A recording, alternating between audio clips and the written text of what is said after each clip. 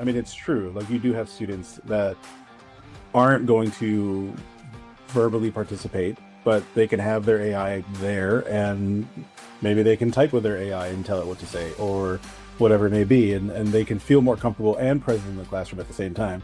It's only a supplement, and it might be a supplement for how I prepare. It might be a supplement for setting a direction, but in my opinion, this is one that is only part of a process. It can't substitute for real, authentic human voice, real, authentic human experiences. What is the tipping point? If AI can already handle the tasks schools traditionally assign, what new kinds of learning should we be designing that AI can't replace but can amplify? And how do we help teachers make that shift without adding to their workload?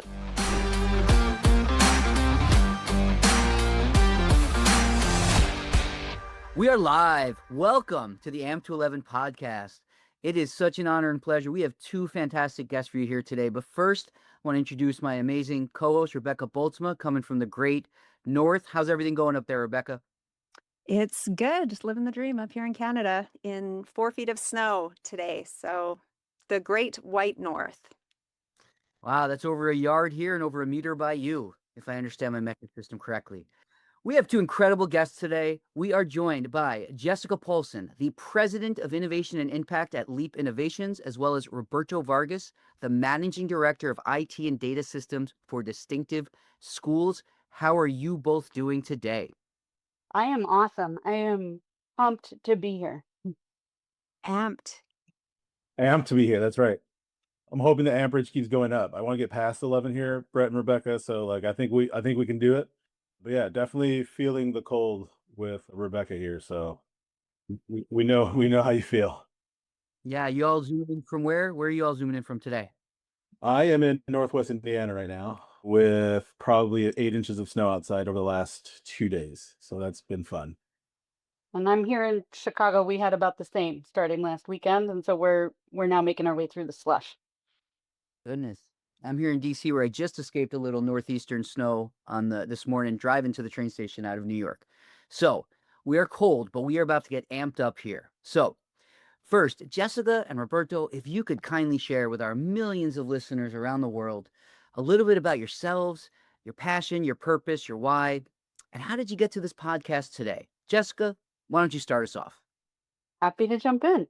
I have spent my career here kind of working in leadership in youth development organizations and leadership programs, working with young people, focusing on college and career access, on college persistence, on career pathways, and spending that time kind of designing those programs and those opportunities with young people, bringing them in front of the boards, helping integrate them into program design.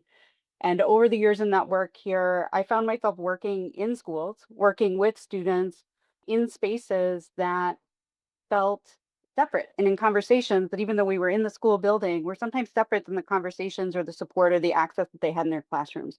And so I started to think a little bit about what it might look like to have an approach at school that was really more holistic, more personalized, where every student could feel like they were seen, that they had ownership and agency, that they had access to everything they needed to help them reach their personal idea of success. That brought me to Distinctive Schools, where I had the chance to work alongside Roberto for a few years. I got to see Leap's work in action at Distinctive Schools, which are the lab school partners to Leap for more than 10 years, implementing deeply that personalized learning practice, that co-design work with teachers and students. And I had the opportunity to transition to Leap full time about a year ago and get into these conversations with the work Leap has done about what does it really mean to responsibly integrate any emerging technologies to support a teacher's ability to personalize, to truly amplify the incredible work that teachers and students are doing when they have strong relationships and personalization. And one of the reasons this artificial intelligence conversation is exciting to me and why I enjoy being in these spaces ties back to that work I was doing in college and career access and career pathways. This isn't just an opportunity that's changing what learning looks like in a classroom. It is an imperative for us to make sure that every student is equipped with what the skills and knowledges that they'll need for what the careers of the future look like, I think in a new way than other things have challenged us with before. And so I get really excited, not only because what it can mean for AI to personalize learning, what it can mean to help us create better learning experiences for students and teachers, but also what it means for the future and what the opportunities are that are in front of students. We'll start with my why. My why that I've always told everybody in meetings, in senior leadership meetings, and even just folks that I talk to on a regular basis in terms of like why my education is because I was those kids that we service. So that's my why. My why is I want to give students that we service the same opportunity that I've had to be in the place that I am now, right? Like I want to give everything I possibly can to this sector to make sure that students have equitable access to whatever it is that they want to do and be successful in their careers as they grow up through their life. My wife is an immigrant student coming into, the States, and her having that background as well has always been something that, again, how do we make sure that everything is equitable for all of us? How do we make sure that we're giving students resources and tools to be where they're at? So that's my why. And how I got to distinctive here is I actually worked as a building tech in one of the buildings that we manage now. Started off in the building, loved going in the classrooms, being around kids, just talking to teachers and figuring out what it is that I can do for them to make their lives easier in the classroom during that time. And then as I slowly, kind of worked up the ranks, ended up at the network office for Chicago National Charter Schools, which is the company that is like the umbrella company of the charter network. They hold their charter with Chicago Public Schools, was doing data and analysis for them, giving reports to teachers, giving tools to teachers so that they can better understand their students and their data and what they're doing. Kind of had a hiatus in Chicago, left for a little bit, had the opportunity to come back, and I've always wanted to work here because Distinctive Schools is just an amazing place to be at. The culture, the belief, the number of people who have been here for 10 plus years because they believe in what we're doing as an organization has just been something that's kept me here and wanting me to be here. So yeah. Fantastic. Well, it sounds like a lot of your whys and a lot of the work that you do is centered in that idea of human relationships and people, as it should be, which is why we wanted to visit with you today.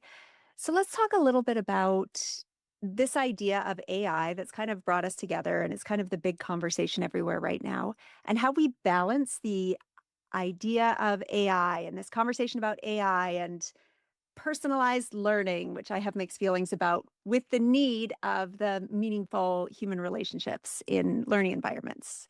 Let's start with you, Jessica. How do you see that balance happening? Where do those pieces fit together?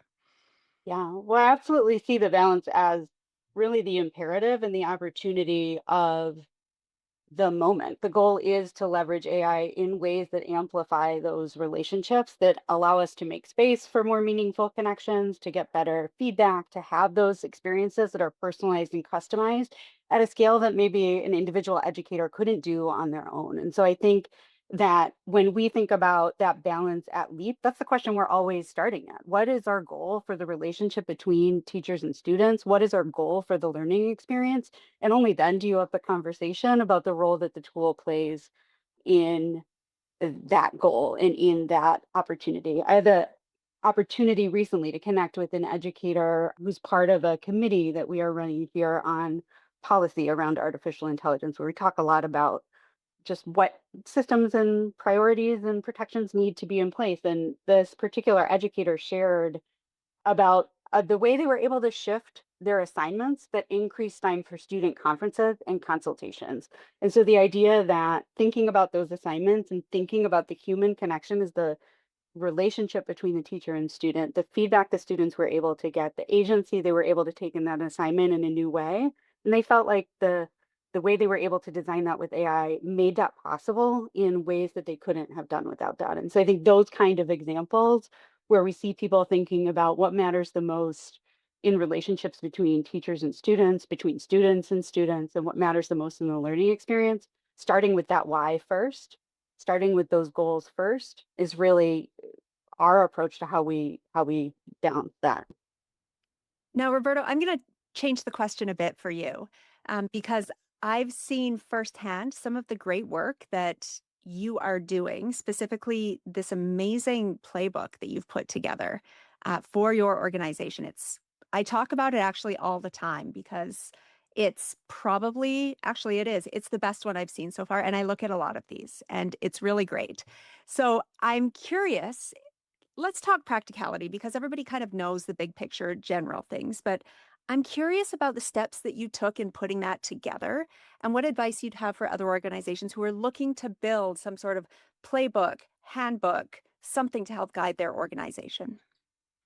Yeah, well, thank you for that. I really do appreciate that. That makes us feel really good knowing that, we're putting something out there that's meaningful and good. For us, honestly, in building it, Distinctive Schools is always about being human centered and having a human-centered approach to all that we do. So a lot of the work that we did that we put into this playbook actually started with our students first. We built it out.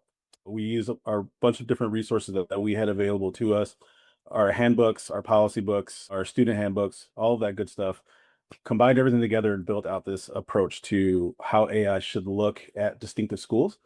And then we set that in front of our students first before we put it in front of anybody else.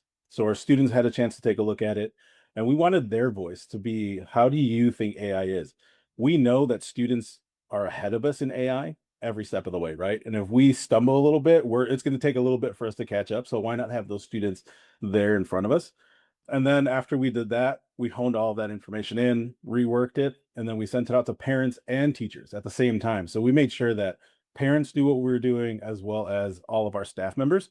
And we've just been taking all of the voice from everybody in iterations and coming out with version 2 of it soon with all of this different, information and commentary from parents, from staff on how they think that it should look for their students. Because I mean, at the end of the day, we sit in front of these students more than their parents do. So we need to make sure that they understand, like, we're making sure that we're taking care of your students and we're putting them first in everything that we're trying to do for them.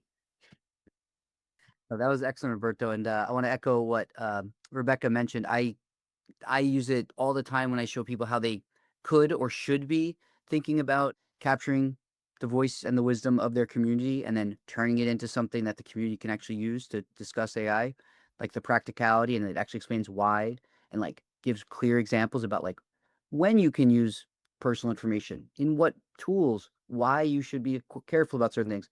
It's just the most easy to understand, applicable way to get a whole community engaged in that.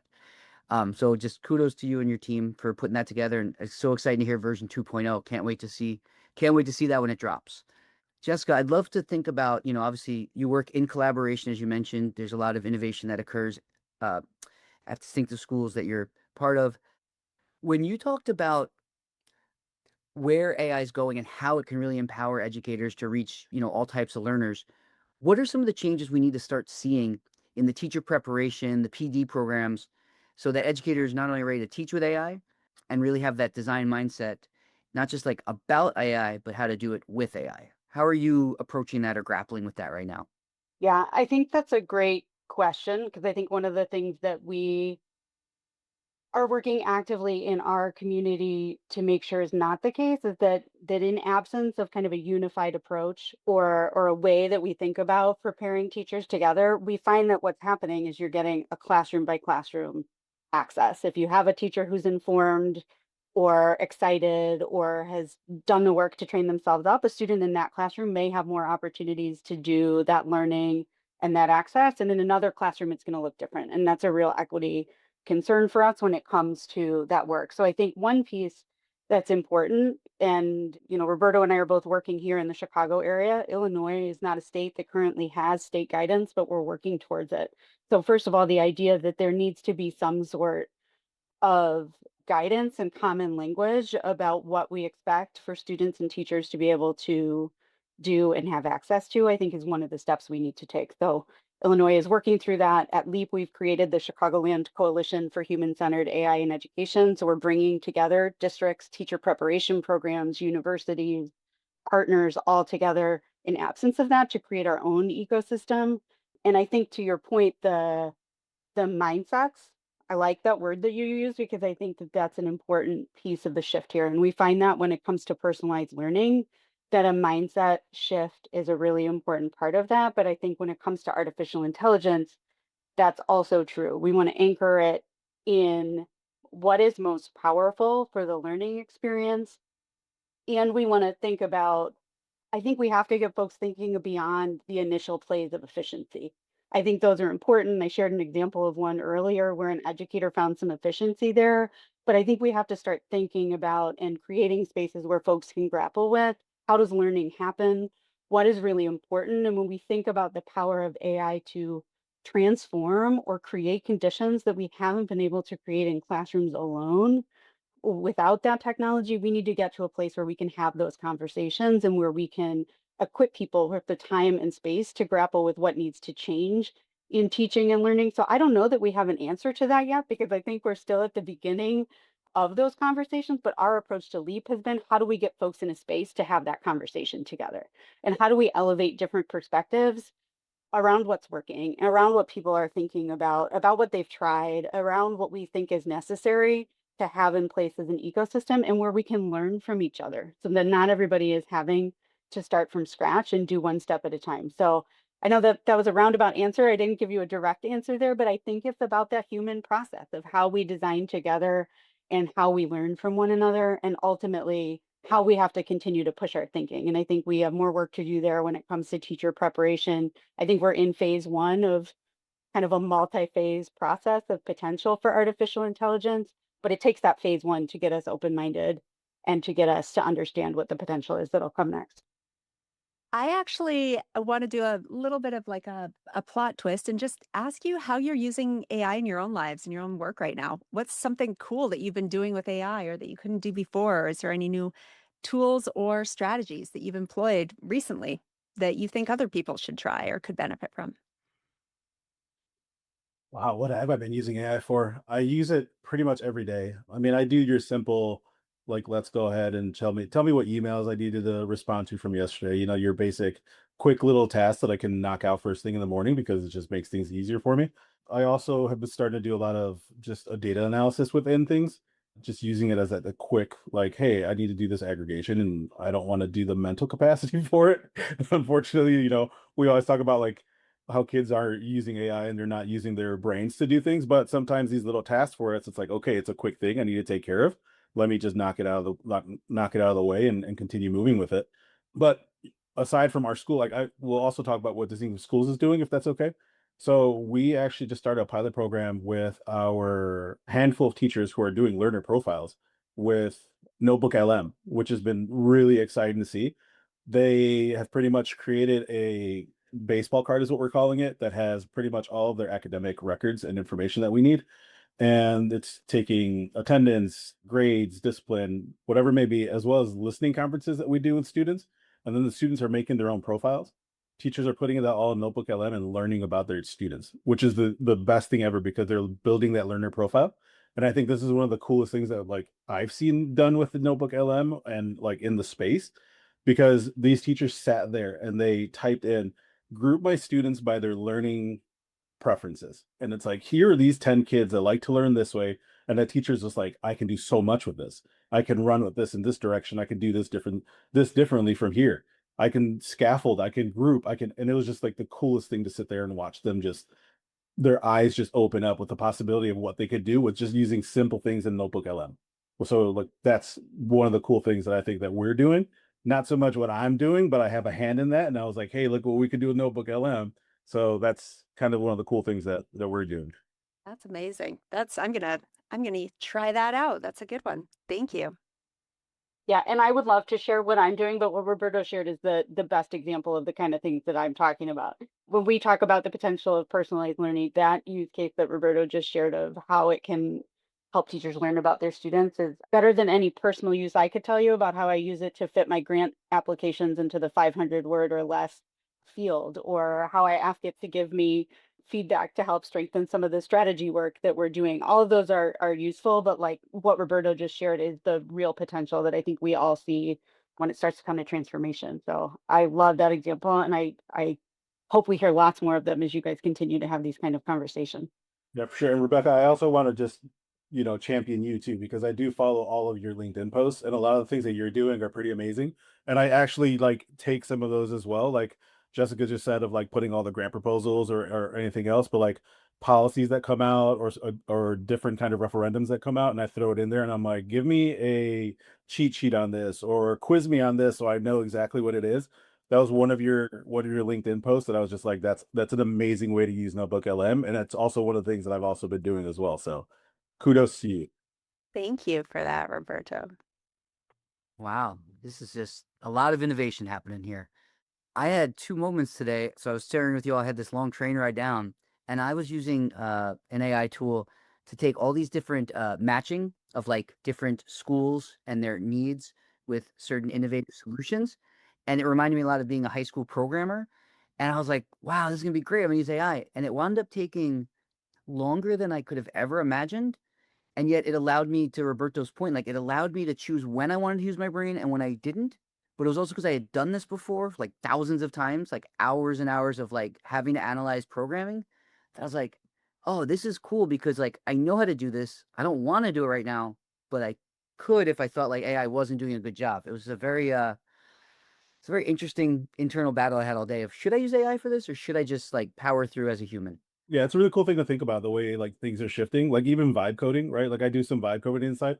I have a graphic design major, and like being able to just code, and I'm just like, I can just put this into a vibe code now, and it spits out kind of what I want, and it's like taking me half the time. It's a really cool thing.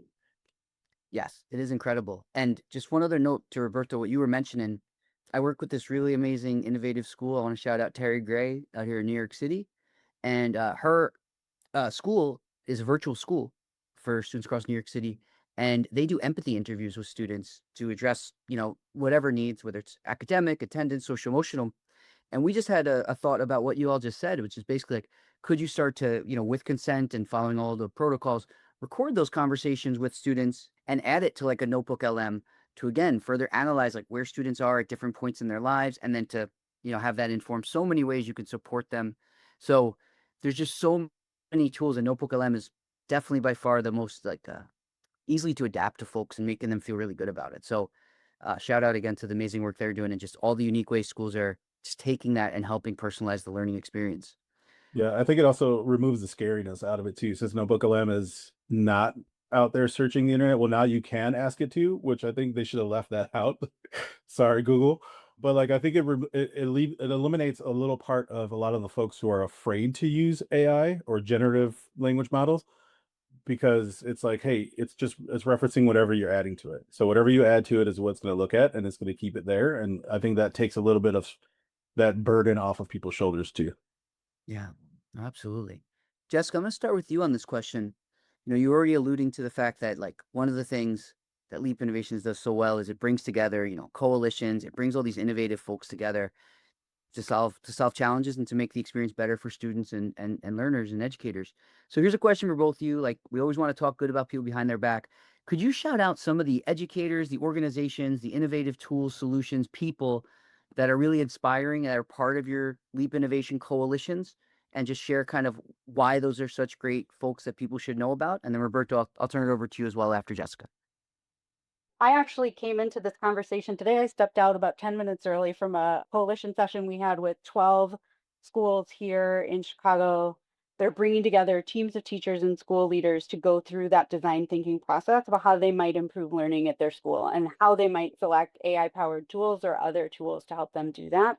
So, in a broad sense, I want to shout out the folks and the leaders that are making space for teachers to be in those conversations and that are allowing teachers to lead with their expertise in these conversations about how to improve learning, how to select tools that are going to be best for their classroom and their approach, and who are also bringing students into the conversation, doing the empathy interviews, doing the learner advisories that Roberto talked about that are centering that student and teacher voice in the way they're designing. When we talk about mindset shifts, that's one of those shifts in the way that we go about that process and the way that we center humans. So I think in a broad sense, I want to shout out folks that are doing that or they're making steps to do that and they're taking that approach. More specifically, a couple of the partners that we've seen doing that I want to call out. One of the partners in our coalition is the group at Reach Pathways, Brooke McKean, Sasha Pena, and the team there. Pathways is a technology platform that was designed to really expand college access and persistence in a personalized way for students across Chicago and across the country. And they are building that tool with youth advisors every step of the way. So not only is it leveraging AI, it's expanding the reach of what they're doing. The youth voice is at the center of what they're doing, and they're bringing that learning into our coalition and sharing that work. So definitely want to shout out Reach Pathways and the team.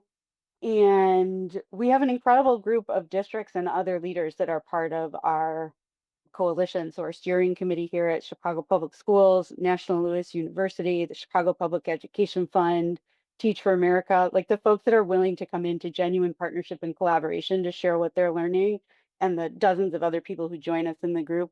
You would not have time for me to make the list of all the great folks who are in the room, but I want to shout them out for being there, and especially the folks who kind of put their hands forward to say we'll be leaders in collaboration, share what we're learning, and do this work together, as well as some of the folks who are leading our committees like Reach Pathways.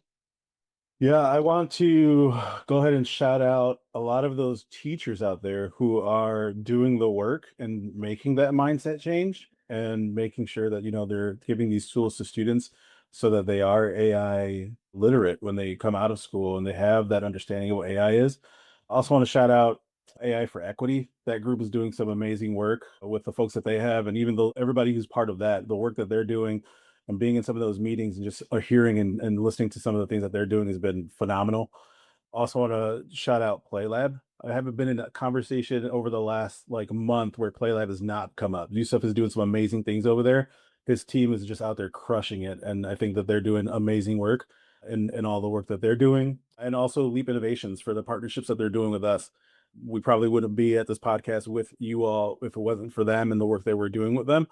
So really want to champion them as well and the work that they're doing with the AI Coalition and all those folks in that group as well in that organization that are doing the work to make human-centered design and human-centered work a real, crucial part of this whole thing.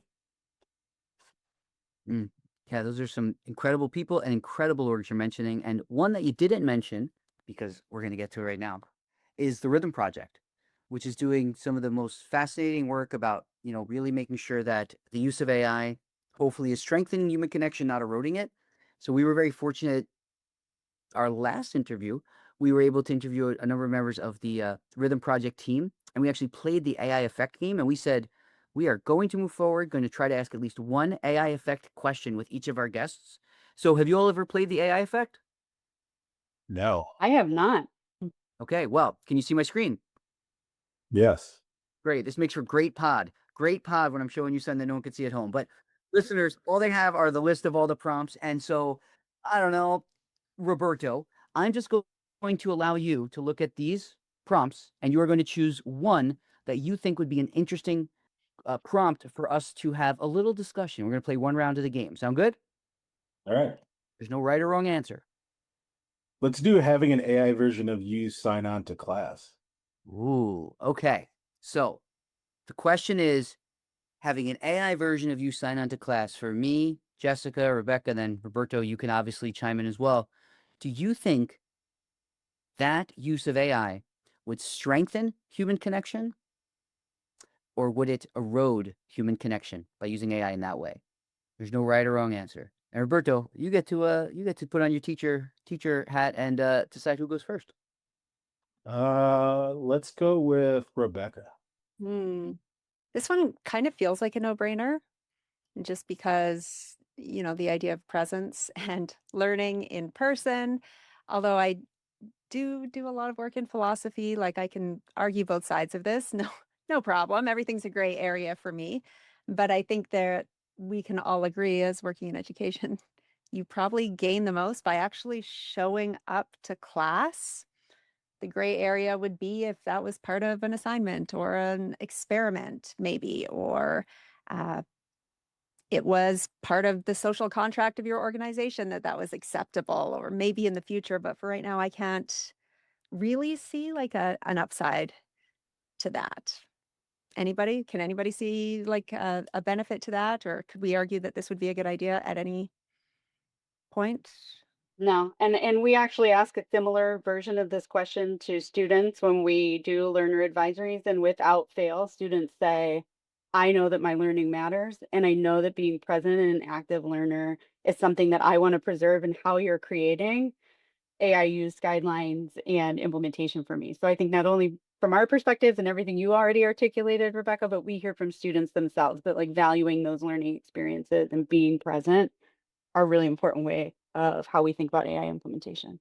So I'm actually in Washington, D.C. right now. I'm really fortunate. I'm going to be part of an AI policy roundtable for the Educating All Learners Alliance and New America, and it's to prioritize students with disabilities around AI policy.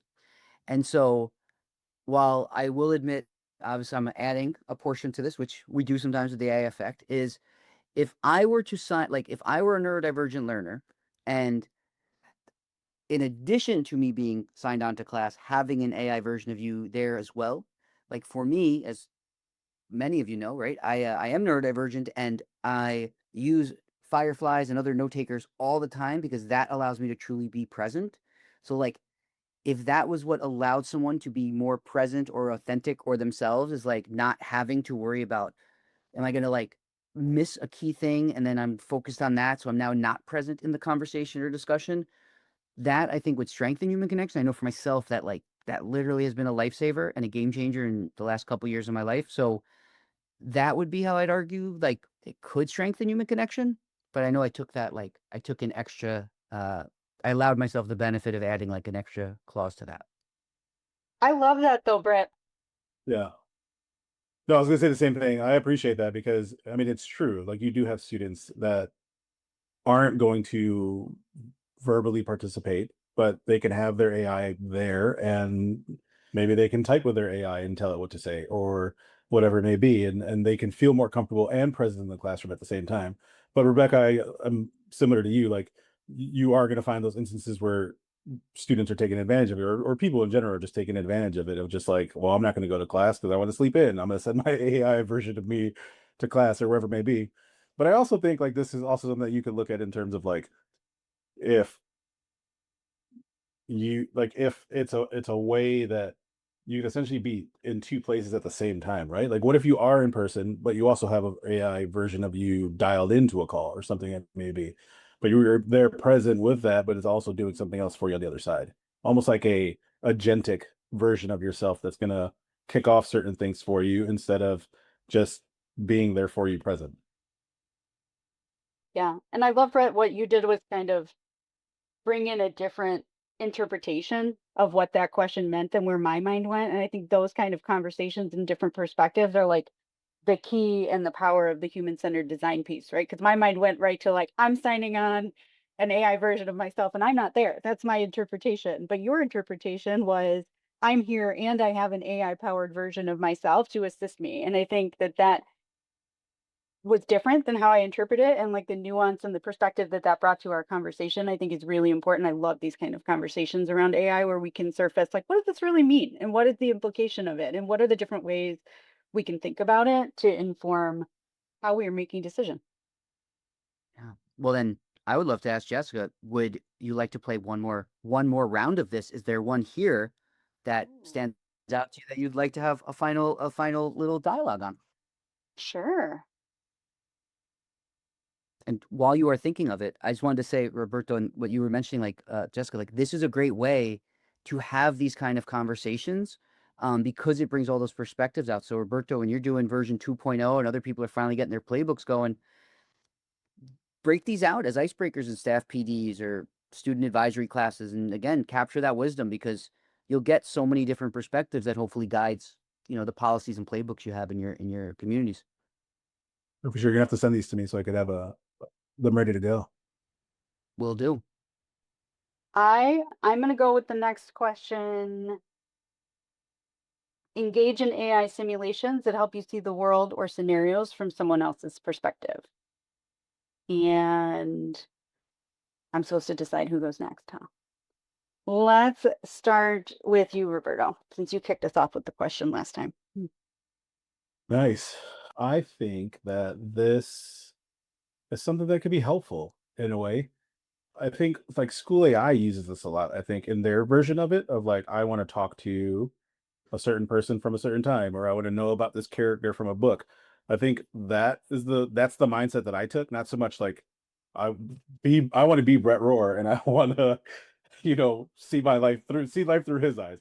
Even though I think it would be awesome the amount of connections that you have and people you talk to on a daily basis, Brett. But I for this, I think it's like the eyes of somebody else in terms of like even like looking at like I want to take it back to our learner profile. Like we're learning about our students and we're seeing how they learn and how they work. in a different way that we would never pay attention to or not be able to pay attention to because of the amount of time that we'd have to take to go through these things one by one and do all of the work for it. But when you put it through an AI simulation of that, it's like, okay, now I get to understand these students quicker. Yes, to double check it. Like, obviously, you don't want to just be like, yeah, I'm just going to take it, but you're able to learn from these students and the view that they have. So I think that's kind of where I lean with this. I'll go next, just because this is something that I've been thinking about in a bit of a different way.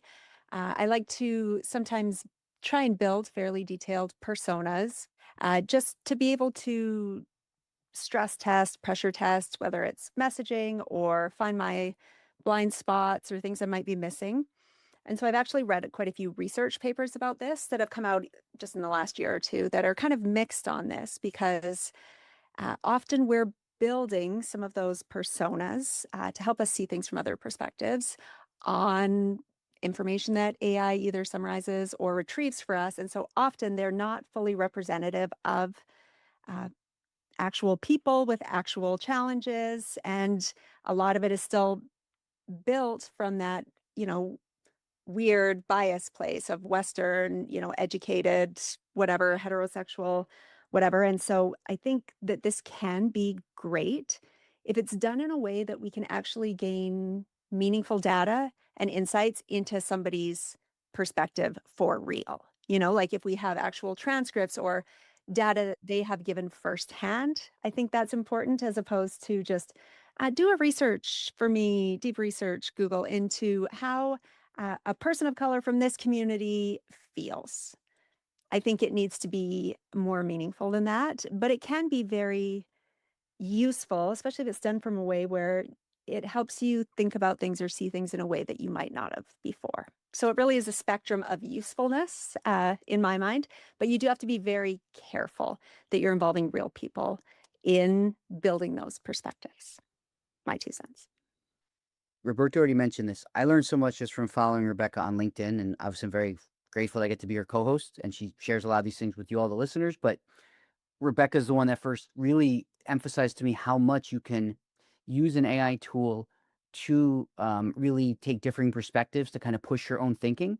But what she said here is so important to me, at least. Like, one of the reasons why a notebook LM, how Roberto and his community is using it, or how Rebecca just said, like, transcripts, that's really the perfect example of, you really want to see people from their other perspective, but the more you can use specific people and their examples, the better. And Rebecca's taught me more than anything, like anything with AI, especially when it comes to providing you a perspective, you have to be so careful about, like, is there an ulterior motive?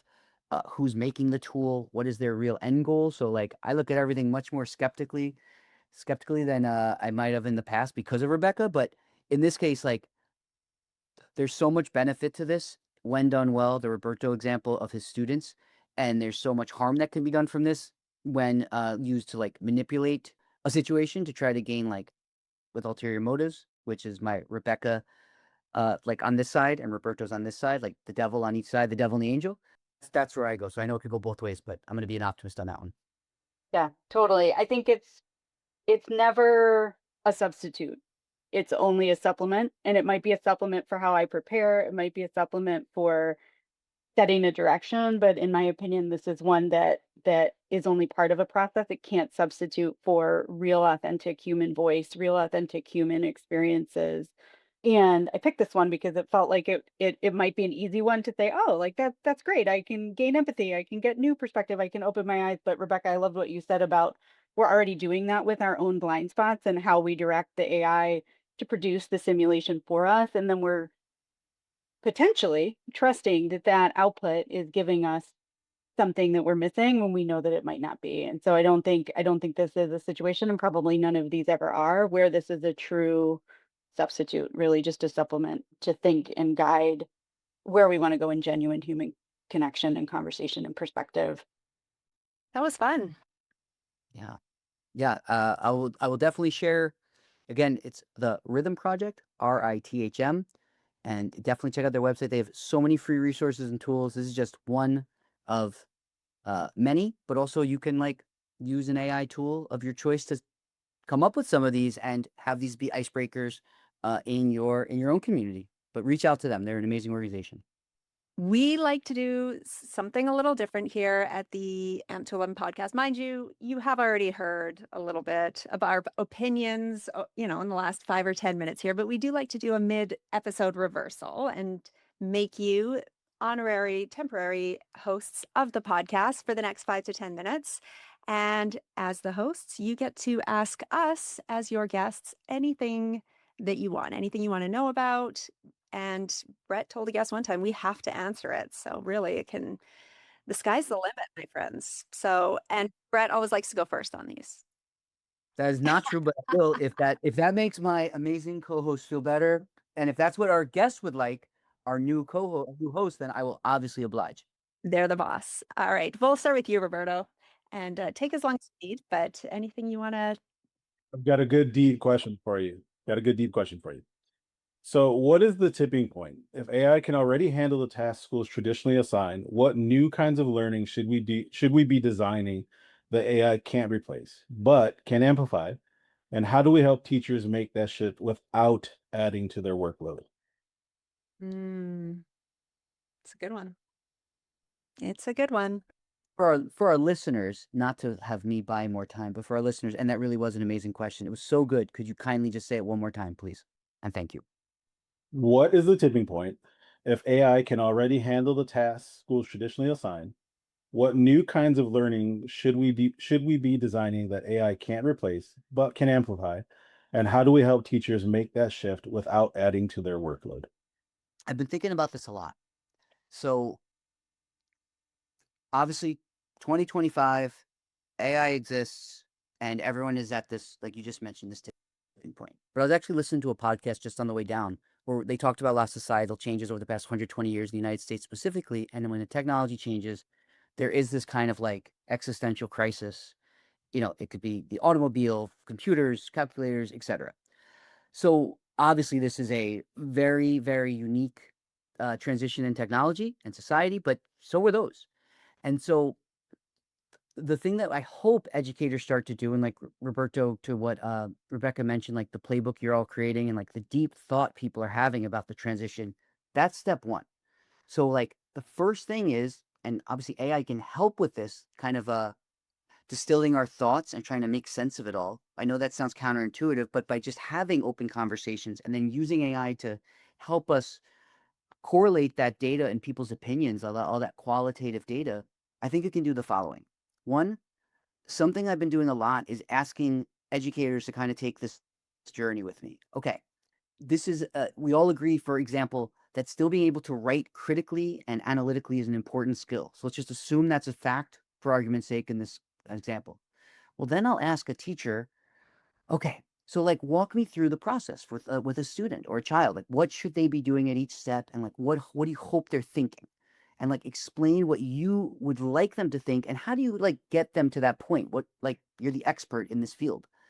And so once I start doing that with teachers, I start to ask, well, in this exact portion of it, what if a student could use an AI tool to do X? Would that help their learning or would that hinder their learning and growth?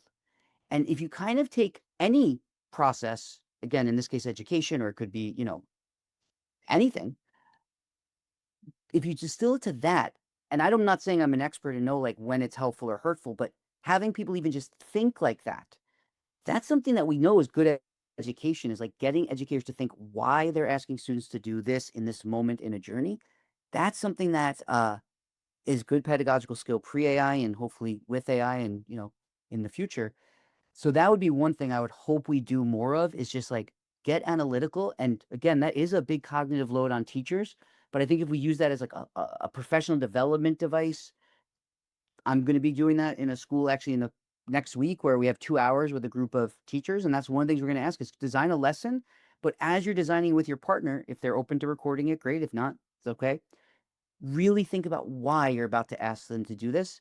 And then again, is the tool you're asking them to use, is it helping or hindering the learning? And if so, how do you explain that to a child as well? So I guess just first, like understanding your own thoughts around it, and codifying that amongst a community so that everyone feels like they understand the why and the how of using AI and how it either supports or hinders that portion of the learning process. And hopefully that really amplifies and like specifies the best parts of learning. Yeah, and Brett, you asked the question of us earlier about what we're thinking about in terms of what is needed and how we develop teachers. And I think that that example you just gave hits the nail on the head of, where we started to go in that conversation is if we really want this to be accessible to students in every content area, teachers in every content area need to have that kind of reflection and understanding of how it applies to their lesson, to their context, to their learning experiences. So I really love that. All right. Well, thank you. That, again, you don't pull punches over at the MP11 podcast. I'll give you that. Rebecca, good luck. I was thinking in a little bit more, specificity and just in more in line with kind of things I've been thinking about lately. And again, I do a lot of work like just with general philosophy, because a lot of the stuff we talk about with AI right now really are philosophical kind of questions that have a lot of different nuances to them. And I think a lot about I really think we're going to have to go back to more orality in our learning through dialogue and conversations. I don't know about you, but I take a lot away from conversations like this or from that game we play with the Rhythm Project. And I see us having to move more in that direction to be able to really work with students. I think that will be the tipping point, because really in a world full of deepfakes, the only way I'm going to know that I'm actually getting your ideas and your thoughts is to have you explain them to me and argue them to me and articulate what you think and why you think it in real time. And it's tricky because we know this, but also we know that could create a lot more work potentially for teachers. And that's kind of that tension that Roberto mentioned as well. So it's tricky, but I do think we've overcorrected so far into the realm of the written language. We text everything, we email everything, we have kids write and put all of their thoughts into writing, which has its own benefits. But I just don't know if we're going to be able to exist in that realm of education forever in a world where there's technology that can imitate writing as well as it does. And the only way we're going to know for sure anything, at least in person, for the next little while till the next technology comes along, is if they're explaining it to you and they're on the spot and they're debating it and really engaging in that Socratic form of dialogue that has been around since forever as a method of learning. And so I've been thinking about that quite a bit, and I think that will be a tipping point. And I do see us needing to find a way to hopefully automate all of the AI, type things that teachers can do to give them more times to do this, because I think this idea of that interpersonal relationship building, that all happens face to face with words and interpersonal communication. So that's what I think the tipping point will be. And I think that that's really the space where relationships are built and where meaning happens and growth and learning happens. Just a quick follow-up to that. Roberto used the term vibe coding before, and I think what Rebecca just said is like, okay, I find I'm going to use Michelle Terry Gray again for being so insightful. When I asked her about these empathy interviews, one of the things she brought up was the fact that they actually like had to fill out a Google form after each interview. It became more about filling out the form than the interview, right? So like the same way there's like vibe coding. Imagine if we got teachers to embrace, and by the way, we should really do this. Like this isn't just an idea.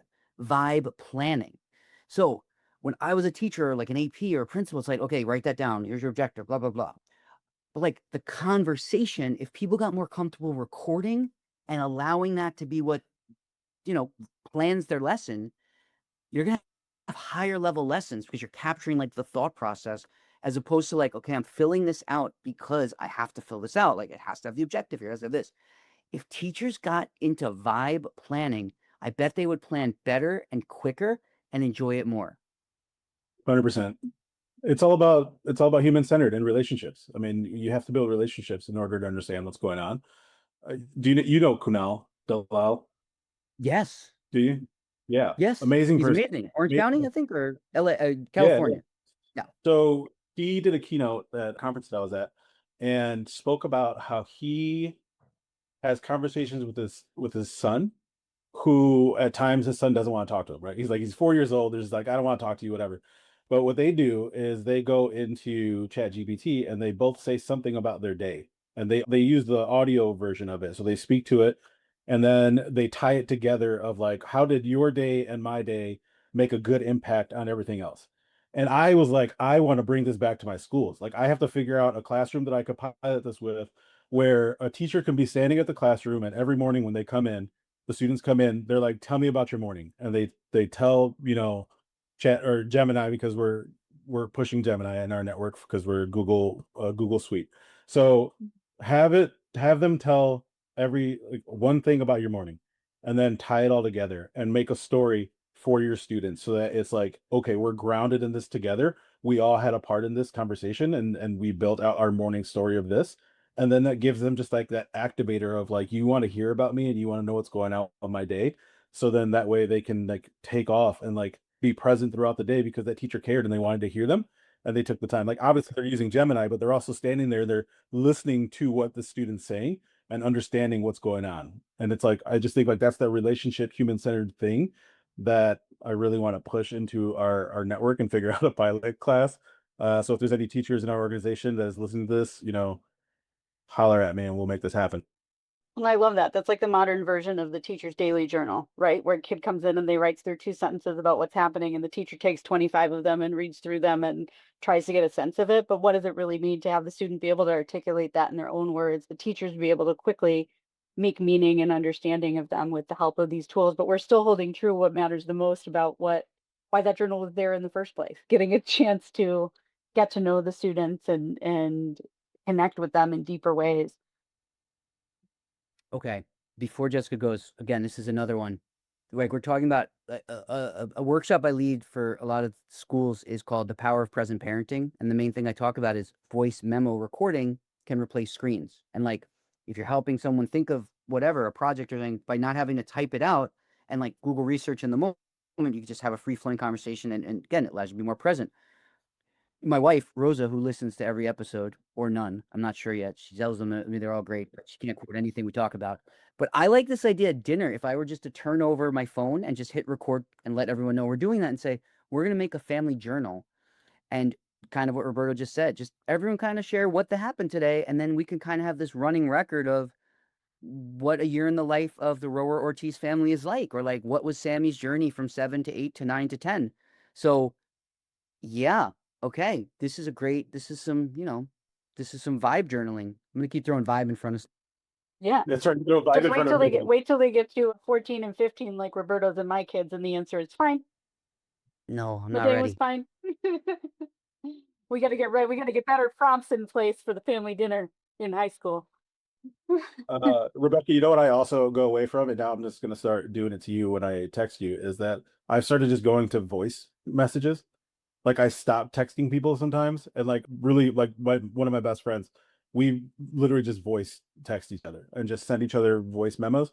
And like I love it because you can actually get the emotion of what is being said in that text message, and you don't lose it. So like him and I, like conversations, like I can show you my phone. It's like half of them are text, half of them are voice. And like my wife and I also started doing that, and it's just like, why are we not doing this all the time? It's like the greatest thing that you could just get your message across. That's so funny because I hate those. I just have it convert them to text so I can just read it. So my favorite, most thoughtful human being in the world, besides Rosa, Shakriel Dali, he sends me those, and he's the only one that does it. But like you just said, Roberto, it's so moving. And then I always talk into my phone and write a text to voice, voice to text message back to him. But you're right. He would love to hear my voice, or some people would, and some people wouldn't. But again, it allows you to personalize communication. Yeah, like the Wow. emotion and the sentiment, you can't ever get that in a text message. No heart emoji really Yeah. captures what comes across in your voice, right? But listeners, for all the, again, millions of people that send their fan mail to Rebecca, don't send her voice memos. Still send her written love letters. I can just read so much faster than I can listen to something, and I am just so about efficiency. So maybe that's a flaw on my part. I need to actually stop and be present in the moment and listen to the emotion Roberto is actually trying to send me in those messages. I'll do that next time. You need to speak in people's love language. I'll turn my read receipts on for you so you can see how effective they are. Hmm. Well, we haven't let our other co-host ask her question yet. So apologies, Jessica. We will be better guests. Apologies. Well, the point is to have conversation. We're having good conversation, so that's how it goes. My question is, when I think about the groups that we connect with and the conversations that we're having, we are trying to continue to push the frontier, to continue to provoke the thinking. And you all have had opportunities here to talk to so many people, to ask so many questions. What is the next frontier question that we're not talking about? What is the next topic that we need to spend more time on to push our thinking to the next level? We have a coalition convening in February. So you have the opportunity here to help us think about, where do we go next? What aren't we talking about enough right now? I have many thoughts about this because I am a futurist, right? I think all the time about things like this. And I think something that we're forgetting about or we're not talking about enough has to do with digital trace data. And this is a lot, again, of the research that I do is we talk about, oh, cool, we're getting all this personalized learning and we're collecting all this information about students and we have everything about how they think and how they feel and every little thing about how long it took them to write a test or how many tries it took them. That we are capturing massive amounts of this digital trace data about students, essentially without their consent. And one of the biggest forward-facing issues that's been identified by forecast and foresighting groups with AI is that data collected about children now will impact the rest of their lives, and maybe not for the better. Because I think about a future where Harvard or Yale decides that your application is also based on all of that digital trace data. They want all of that data plus whatever they're buying from the grocery store chains and your social media providers and all of this data brokering that's happening to really build these pictures of students and make decisions about them based on all this data. And I don't know that I love that. I don't know that that's great. I don't know that we're talking about that enough. And we also have to remember a lot of this data we're collecting is in the hands of people who want it for profit. A lot of ed tech companies are gathering this data. They're selling it to other companies. And there's a lot of data brokering going on of student data. And I don't think we're talking about it enough. And I think there's lots of ways it can be helpful, but I see a lot of ways it could cause a lot of harm down the road. And students have no say in that. So I think it's a conversation we're missing. That's again why I love and fear Rebecca, because she's absolutely right. And I don't have a more meaningful follow-up because that's something that no one is talking about. I think what still vexes me, and I would love like Leap Innovations, who brings all the right people together. Just a good example is in November, I was really fortunate to get to meet with like so many organizations similar to like a Leap Innovation where they're doing amazing work and everyone kind of wants to find ways to collaborate in service of, a greater good in education or what have you. And sometimes it's really hard to find the through line. Like, what is the way that by Leap Innovations and amplifying all the innovation and this organization coming together, it's our sum is greater than our parts.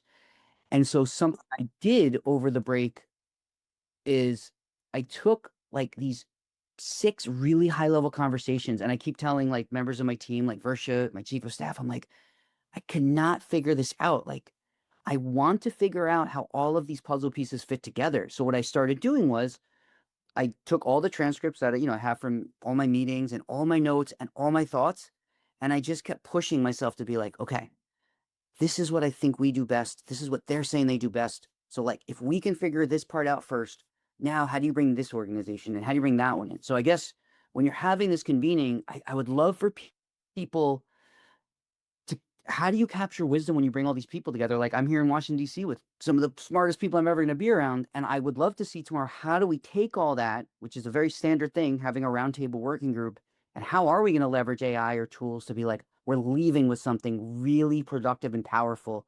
And that's the reason we all just traveled around the country to come here.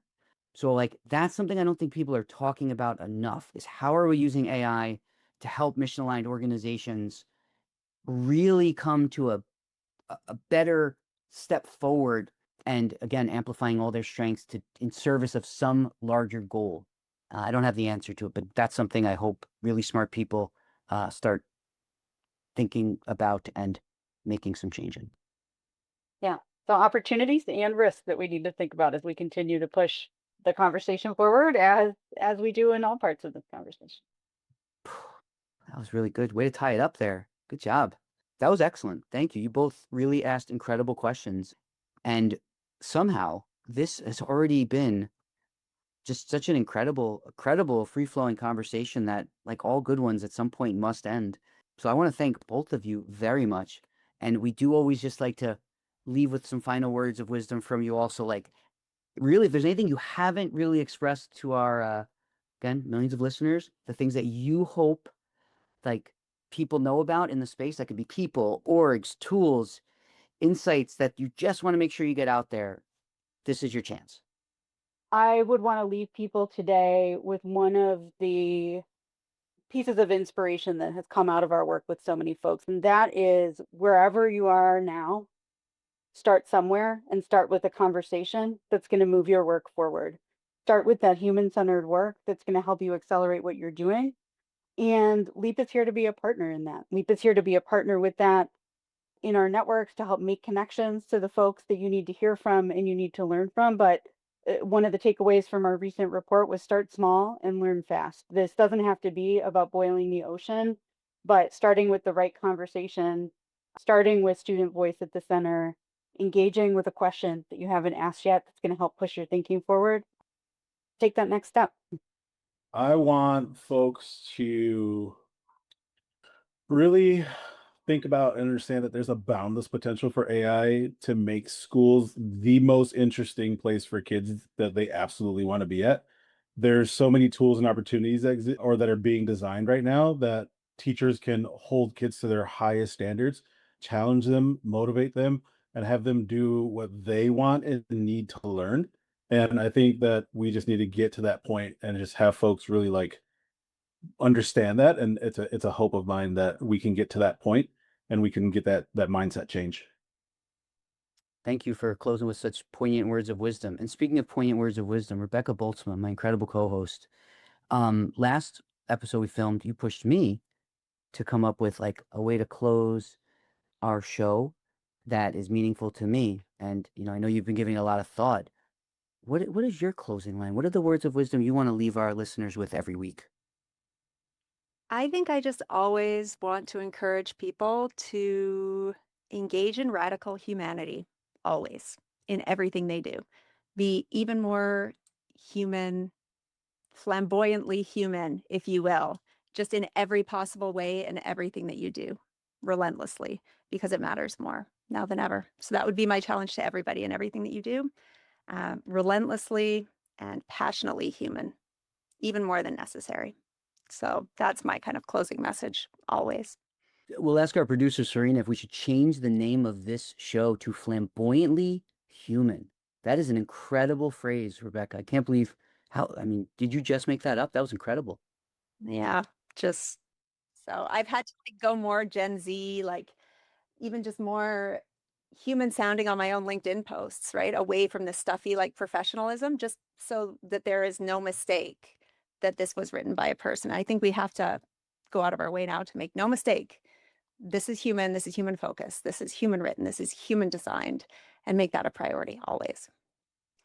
Again, incredible, poignant words of wisdom from all of our members. We want to thank our guests, Jessica Paulsen and Roberto Vargas.